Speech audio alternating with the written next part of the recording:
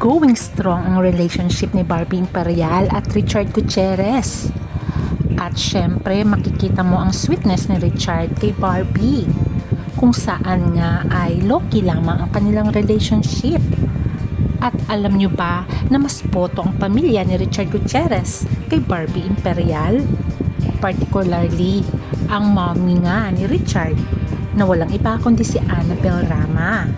Ano kaya ang dahilan kung bakit nga na mas gusto niya nga si Barbie compare naman kay Sara Labati? At eto nga ang kasagutan. At binigyan pa nga niya ng diamond ring itong si Barbie ng birthday niya. Ating alamin kung bakit nga ba mas pabor ang Gutierrez family kay Barbie Imperial compare kay Sara Labati. Ating alamin.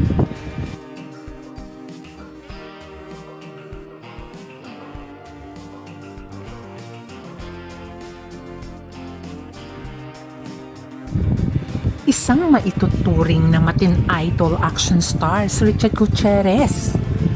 Marami rin talagang nagkakakras sa kanya at isa siyang maituturing na heartthrob.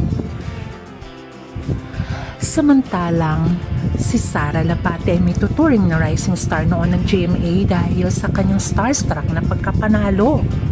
Marami naman siyang mga teleserye at ginawa ring pelikula. Pero na-inlove nga siya kay Richard Gutierrez. Kaya naman binitawan niya na ang pagiging star niya sa GMA dahil nabuntis nga siya ni Richard Gutierrez.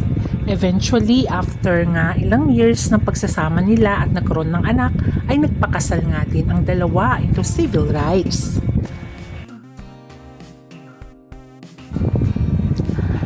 After ng kanilang wedding ay okay naman ang kanilang pagsasama bilang husband and wife at nasundan pa nga ng isa pang child, walang iba kundi si Kai. Sumunod ito kay Zion na panganay nila. Maganda naman ang kanilang relationship pa sa family at nakikita nga silang nag-out of town palagi. Unfortunately, year 2024 ay inannounce na nga ni Sara na hiwalay na nga sila nitong si Richard Gutierrez. During their hiwalayan ay nangyari na pala ito late 2023 kung saan on the rocks na sila at eventually ay naghiwalay early 2024. At ito ay kinumpirma nga ni Annabel Rama at siya rin ang nagsabi na trabaho daw na trabaho ang kanyang anak samantalang si Sara daw ay magastos. At syempre, hindi naman natin alam kung ano talaga ang totoo. Pagkos si Sara at si Richard lamang ang nakakaalam. Teka lang kayo kasi malaman nyo rin. Not now, okay? Last na lang. Nakikita mo naman, di ba? Nakikita mo naman, di kailangan magsalita pa, nakikita mo na yan. Diba? Sabi nga, diba? nitong si Richard, Annabel trabaho ng trabaho, trabaho daw ng trabaho pera. ng anak samantalang ang isa daw ay sobrang gastos. Alam naman natin ang lifestyle talaga ni Sara Labati. Talaga naman kasi mahilig din ito pumunta sa mga parties. Although marami din ang nagsasabi karapatan daw naman ni Sara yon dahil ninakawan nga daw ni Richard ng kabataan itong si Sara. Pero may nagtanggol din naman kay Richard. Ginusto din naman daw ni Sara yan. Dapat sa pag-aasawa ay win-win at dapat nandun daw ang pagkakaunawaan. Pero mutual respect naman ang meron sa kanila dahil okay naman ang kanilang hiwalayan at co-parenting na lamang sila sa kanilang dalawang anak na si Zion at Kai. Ngayon ay ongoing na ang annulment process ng kasal nila at hinihintay na lang nila na totally ma-annulled na sila at malaya na. Pero ngayon ay nagmumubuo na silang pareho. Ispandit ngayon si Sara Labati na may kasamang gwapong foreigner. Naspatan sila sa Rockwell Mall. At sabi nga nila ay napaka-sweet nga daw ng dalawang ito. Although tikom ang bibig ni Sara at hindi niya inaamin ang relationship niya sa foreigner na ito, pero sabi ng mga nakakita ay mukhang silang dalawa ay mag-girlfriend and boyfriend dahil sila ay sweet daw nung makita nila. Nalig din si Sara na nag-trending pa ang relationship niya kay Marty Romualdez na anak nga ni Martin Romualdez, Ito palang dahilan kung bakit nag-away nga ito si Sarah at ang kanyang kaibigan na walang iba kundi si Sofia Andres dahil ayaw niyang ma-associate si Sarah kay Marty dahil nga si issue nga ng korupsyon sa Pilipinas. Pero makikita nga dito na nakakandong pa nga itong si Sarah kay Marty Romualdez. Naging blind item din at usap-usapan ang pagpapalayas di umuno kay Sara Labati sa isang bar kung saan nandun nga daw talaga ang totoong girlfriend ni Marty na si Rocio Sabel na may-ari talaga ng Medusa Bar. Pero tikom ang bibig ni Sara sa nangyaring issue. Kaya naman ay sinasabi nga nila na sana makatagpo nga si Sara ng totoong magmamahal sa kanya dahil lagi siyang napag-uusapan sa social media. Samantalang si Richard ay nakilala niya si Barbie Imperial after ng separation niya kay Sara Labati at kinumpirma niya nga ang relasyon niya kay Barbie noong 2025. Ngayon ay ongoing strong pa rin ang relationship nila ni Barbie at napakaloki lamang ng kanilang relationship. Magaling siya magluto. At eto na nga, inamin na nga ni Richard kung bakit napamahal sa kanya ng gusto si Barbie Imperial.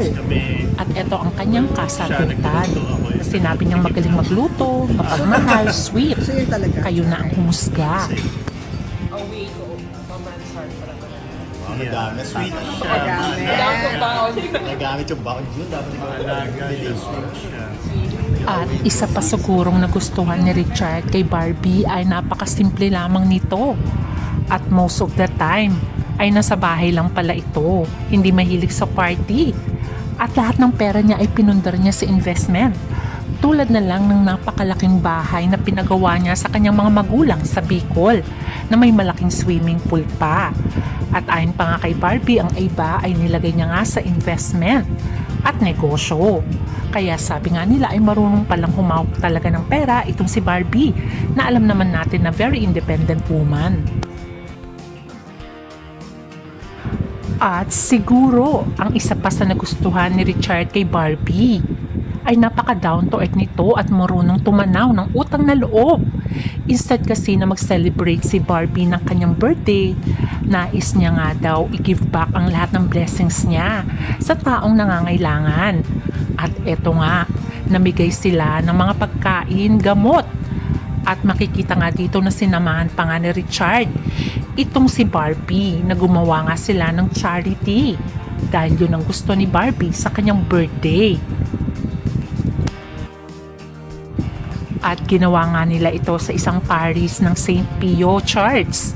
O diba, ang saya ni Barbie na nakakatulong siya sa kapwa at syempre supportive naman si Richard sa kanya. At nitong birthday nga ni Barbie Imperial, instead na mag-celebrate daw siya ng party ay i-donate niya na lang ang kanyang gastos sa party sa mga bata na nangangailangan. Kaya naman pumunta nga sila ni Richard sa Bicol kung saan taga doon nga si Barbie at pumunta nga sila sa school niya dati nung elementary sa public school kung saan ay nagpakain siya ng mga bata at nagbigay ng mga goodies. Siguro dito nakita ni Richard ang mabuting puso nitong si Barbie Imperial. Tulad ng sinabi nga ni Richard noon ay may mabuting puso daw tong si Barbie. Bukod sa mabait na maganda ay talaga naman daw ay mapagmahal sa kapwa. No wonder siguro ay ka-vibes niya si Annabel Rama. Dahil tulad nga ng sabi ng mga fans at mga kakilala ni Annabel ay masungit lamang si Annabel sa totoong buhay. Hindi daw siya ganun. Mabait daw itong si Annabel. At tulad din nga ng sinabi ni Barbie na maalaga, mabait daw si Annabel at very generous kung saan nagligyan nga siya ng diamond ring ng birthday niya last year. O diba, ka-vibes niya nga si Barbie.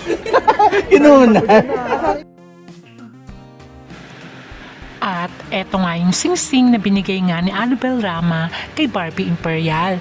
Ngayon ay co-parenting na lamang si Richard Gutierrez at ang kanyang ex-wife na si Sara Labati.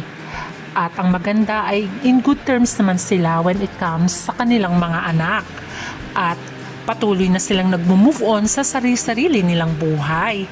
Ngayon ay masaya si Sarah na may kasamang foreigner. Hindi natin alam kung boyfriend niya nga ba ito o hindi. Samantalang si Richard naman ay happy naman siya at going strong kay Barbie Imperial. At kung ito nga ay boyfriend ni Sarah, hoping na one day din naman ay ikasal mo din si Sarah. At ganoon din naman si Richard Gutierrez na hinihintay na lang nila talaga ang kanilang annulment para tuloy-tuloy na ang kanilang pag-move on. Kaya abangan na lang natin ang susunod na kabanata. Hanggang sa muli, please don't forget to like, share, and subscribe. Bye!